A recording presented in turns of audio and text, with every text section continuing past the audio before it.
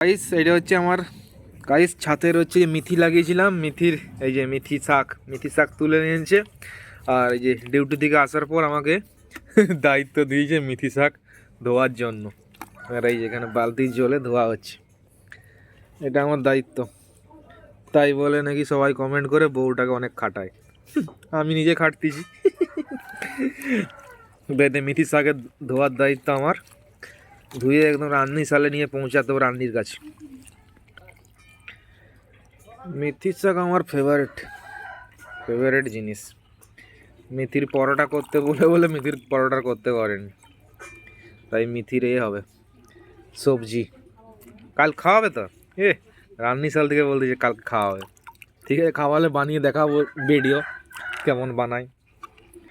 মেথির তুমি যদি পরোটা না বানাই যাও, মোবাইলটা কি করতে আছে, ইউটিউব কি করতে আছে? হ্যাঁ সব জানি। তাহলে সব জানো তো। আর এটা কি চাল কুমড়া? চাল ওহো, একলা হরবর হলে মারার ভয়ে পাঁটা হয় নাকি, এটা আছে নি গল্প সেরকম। এটা কি চাল কুমড়া? চাল কুমড়ার সঙ্গে কি দিস? আর মুসুর দাও, টেস্ট করি। এটাই তো ব্যাপার, টেস্ট না করলে বোঝা যাবে না কেমন হয়েছে। তো এখান থেকে লেলি চাল কুমড়া, আগে চাল কুমড়া আমি খেতামই নি, গন্ধ কইতো।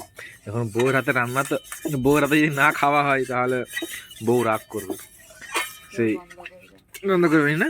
আগে রাঁধতেই জানতো নি মনে হয়।